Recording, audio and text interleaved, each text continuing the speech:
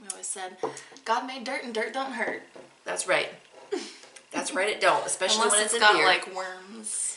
Yeah, don't. You get some pinworms or something. Oh yeah, pinworms. That's not what you want. Wear socks and shoes outside, kids.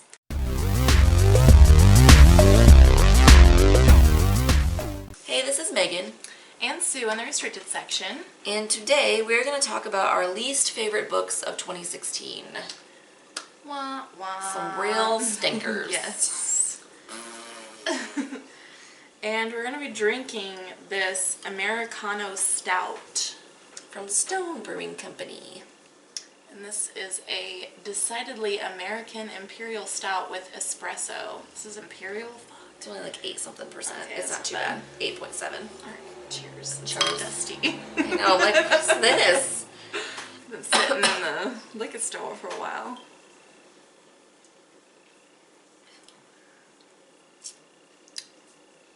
That's an stout. Imperial. That is a stout.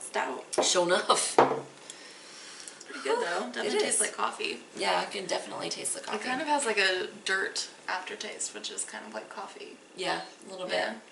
I don't mind Chicory. it, to be honest. I don't either. It disturbs me a little bit that it's dusty. It is very dusty. Or like maybe I'm just tasting the dust on it. It was bottled in February of this year. So it's not that bad. It's not terrible. Alright, so least favorite reads of 2016. The first one is Stiff by Mary Roach. And I don't have it because I got the fuck rid of it. Fuck that book. It was a book about if you donate your body to science, like all the different places it can go. And Mary Roach tried to be like real cute and funny with it, but her humor just felt like really inappropriate and ridiculous. And it was just really hard to read. So I did not enjoy it whatsoever. And it was my struggle book. I kind of want to read it just because so many people love it so much. Ooh. So I want to like see who I agree with. You should. You should see if the Libs has it, because I wouldn't recommend investing in it. No. But all right, my first book is one that it kind of pains me that it's on this list because I had such high hopes for it. That's kind of why I included it instead of, like, I had a couple others that I could have put, but this one was just a real disappointment because I wanted to like it so much. so bad. But it's The Adolescence of P1 by Thomas J. Ryan, and this book is about, it was published in the 70s, and it's one of the first books about, or first fictional writings about a computer virus, which is cool. That is neat. And but it just was boring mostly. It was just real boring, and it's about this guy. He is fucking around with trying to create like a computer program. He doesn't really know what he's doing, and he thinks that he didn't do anything and that nothing came of it, but he actually created this virus, and it goes around and starts like infiltrating computers all over the world and gaining knowledge, and then it becomes sentient, and then it's like, I need help because it wants to infiltrate this computer that's on a military base in the U.S. because it has like a bunch of storage space and it needs that because it's growing and growing. And so it tracks down its creator and asks for his help, and then they like kind of end up taking on the U.S. government or trying to fighting over this computer. And I don't know, it was just way too much technical crap for me that, I don't know. If you're like a total computer nerd, you might think this is really cool, but I was just kind of bored through most of it, and the characters aren't very likable. Nah. There was less sexism than I expected for a book written in the 70s. That's impressive. But there was still some. Of course. Can't have But not 70s sci-fi without. Yeah, the one female character, she actually was a very intelligent character, which was nice, but she was also highly sexualized. But what do?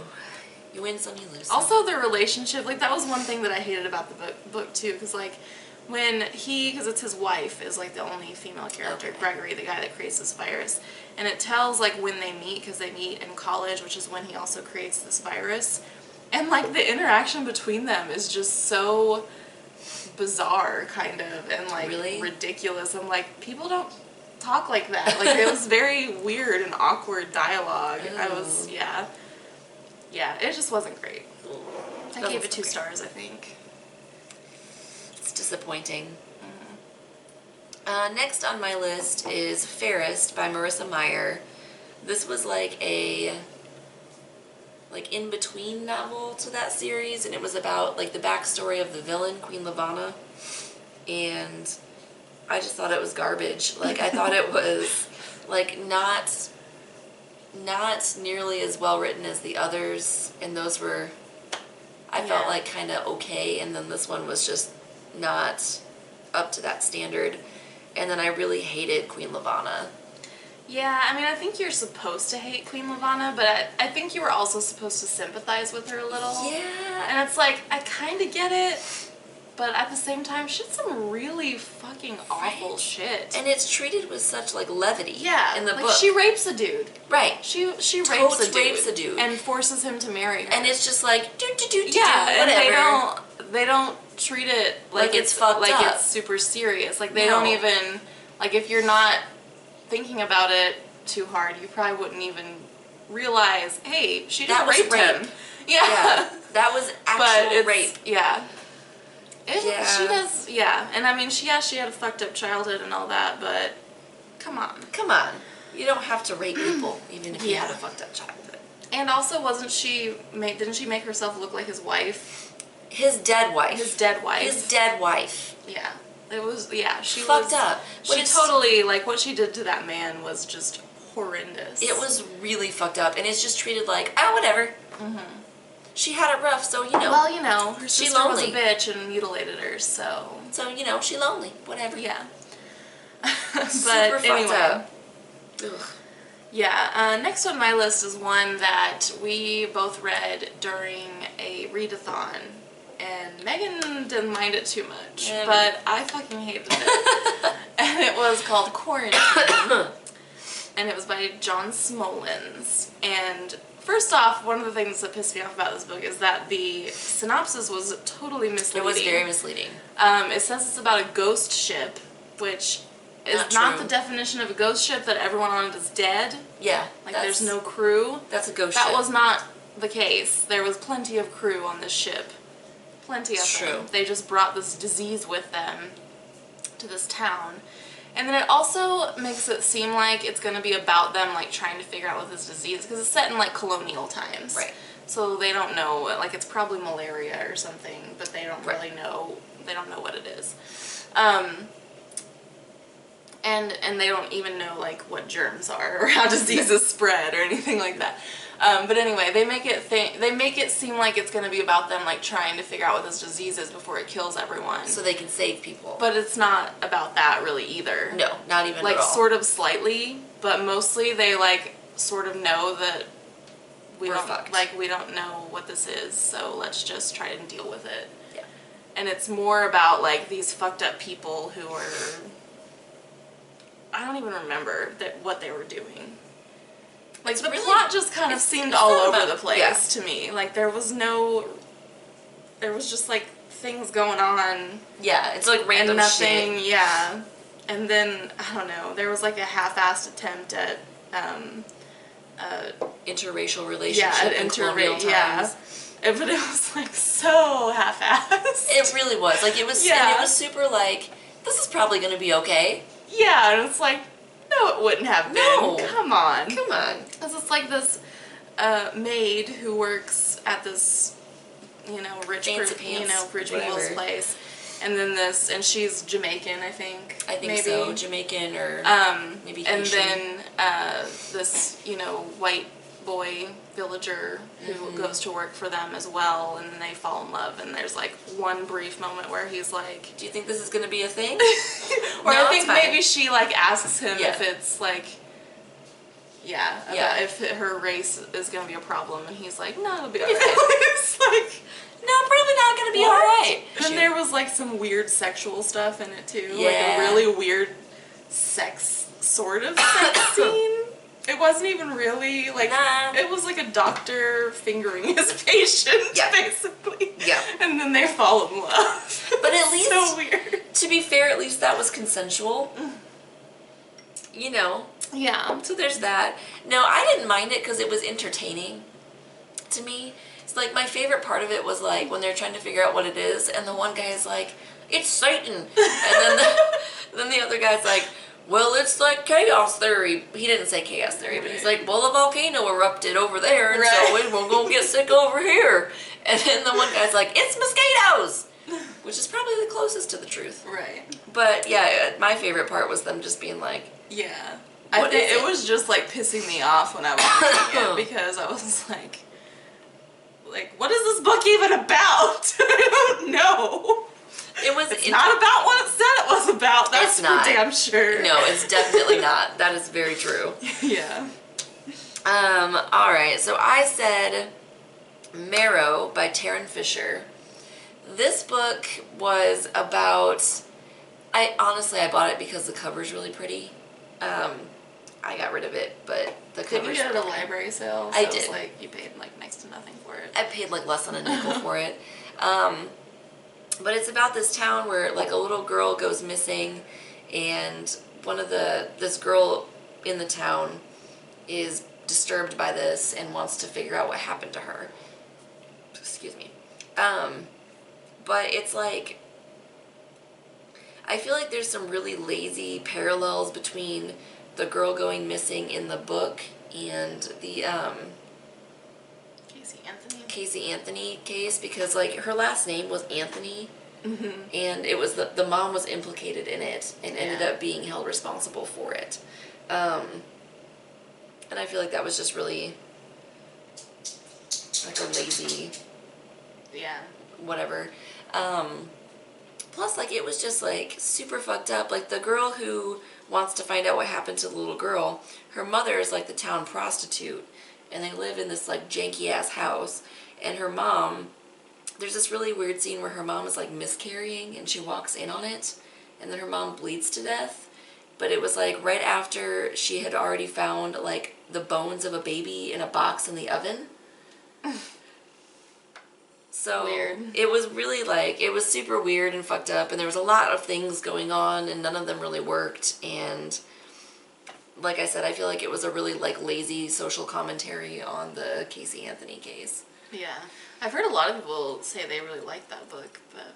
A lot of people really like Taryn Fisher, and that's the first book of Taryn Fisher's that I've ever read, so I didn't care much for it at all. At all. But I don't. Alright, next for me is one I've already talked about a few times, but it's The Heart Does Not Grow Back by Fred Venturini. This was kind of a cover buy. Like, it looked cool, but also, you know, it sounded cool. It's about a guy who discovers that he can regenerate his limbs and organs. Pretty boss. And, you know, how could that not be a cool story? Ask that piece of garbage. No. This was, he was the most boring character. Like, how can you be boring when you're a fucking starfish, a human starfish? Human starfish. But he was super boring. His best friend was, like, a misogynist asshole. But he was nice to him, so it was okay, you know? And then, it was just, the book just pissed me off because every female character was some damsel in distress and also was just awful. Every character was awful, I felt like. They were just awful people. And, yeah, the only reason he does any good with his gift is because he's trying to get this girl to be with him. That's pretty fucked up. But he feels like he needs to save her because she's in an abusive relationship. And she clearly doesn't want to be saved. But he's like, I know how to get her to come to me. I'll make a reality show where I give people my organs who need them. Like, how the fuck, like, what logic? I didn't get it. And then I felt like by the end I was supposed to feel happy that, like, his best friend, who was a piece of shit, was in a good place. And I was like, fuck that guy. Fuck that guy. Hope he gets hit by a bus. And he was like, not really in a good place, but he was, you know, doing okay. And I'm like, fuck you too. Fuck this whole book. Yeah. Steaming pile of garbage. Yeah, I just hated it a lot. Yeah, not good. Do not recommend. Do not. 0 out of 10. Yes. If I could have given 0 stars on Goodreads, I probably would have. That's pretty intense. That book really pissed me off. Like, the more I thought about it, the more pissed off I got. Because I was just like, fuck this. Fuck this bullshit. Yeah. Yeah. Next on my list is Bad Marie by Marcy Jermansky. I've talked about this book before. Fuck this book. It's a giant soap opera of nonsense. This nanny, she gets a job. Her best friend helps her out and gets her a job nannying for her child. So fucking Marie comes in and decides, I'm gonna seduce this bitch's husband. And does, and like fucks her husband. And then her and the husband run off to Europe with the child. And then the husband, who is a piece of shit, abandons Marie. Marie has the kid with her in Europe, and she's like, not her kid. Not her kid. But yeah, just like really terrible, like horrible people, like I think really shitty female characters, because that's really like, I think that's pretty anti-feminist to like fuck over a fellow woman like that. Like, Yeah. That's really shitty. And also like the writing was bad. At one point, like I'm literally quoting this, I'm not exaggerating. She's talking about how he's making them breakfast. And she said, he made it on a baguette because he's French. Like that's a line in the book. I'm not shitting you. I mean, French people only eat baguettes, right? Only baguettes. And croissant. That's it. That's it. Croissant. And only. That's not food. That's all French people. That's all they do. Yeah. According to this book. Right. Like, have you ever fucking been to France? Come on, homie. Like, I haven't been to France and I feel like that's lazy. Come on. So yeah, Bad Marie. Piece of shit. Alright, my next book is Alice in Wonderland, or no, what is it called? Alice in Zombieland by, I think, Nicholas Cook? I should have looked this up. I think it's Nicholas Cook and Lewis Carroll. But it's, yeah, just Alice in Wonderland but with zombies. And I don't know why I even thought I would like this, because I read Pride and Prejudice and Zombies a couple years ago and I didn't like it either. It was better than this book, but not by that much in my opinion. It just, I don't know. I feel like it didn't add anything to the story. But yeah, I mean, it was just shit. It made Alice in Wonderland worse instead of better. I mean, it's hard to make it better, but at least make it interesting in a different way. But it was just like, yeah, all this macabre shit thrown in that didn't really make any sense. Yeah, and then the ending was really stupid. Yeah. Did you say the White Rabbit was like something silly? It was a rat, I think, or something. Yeah, something I can't dumb. remember. And like at the tea party, they're like drinking blood or something. I don't remember. It was just shit. It was total shit. Steaming pile of garbage. Yeah. Yeah, I don't plan to read any more of these, you know, books with zombies. With zombies and monsters and shit, because I don't get it. I don't like it. I mean, I'm fine with retellings and stuff, or putting a twist on things, but like, make it more interesting. Don't just throw in something stupid, right. You know? Right, like some random bullshit. Like, change a few things. Right. And I mean, Pride and Prejudice and Zombies, I can see why some people like it, and it worked in some ways, but I just thought it was boring. I'm like, I just feel like I'm rereading Pride and Prejudice. Which I felt like was really boring anyway. But yeah, I feel like just make sure that it works. Like, don't just throw random things in there just because you think it's, you know, like, make sure it works. Yeah. Alright. Last up on my shit list is Weather of the Heart by Madeline L'Engle. This was a book of poetry, if you want to call it that. I just felt like the It was poems... like gospel hymns. Yeah, well, and it was weird, too, because it was, like, poems about, like, Jesus and then poems about sex. Yeah, it was a little weird. It was, yeah, and then, like, a poem about... A dragon. A dragon. Yeah. And, like, a mermaid. So, it was just really weird, and I don't feel like the poems were very well written, but I don't know. I'm not a poetry I'm not scholar. a poet either, but I did not think they were very good either. I took a poetry class in college. I did not. But I didn't like it. Yeah, I didn't like it either. My last one is Empire, a zombie novel by David Dunwoody.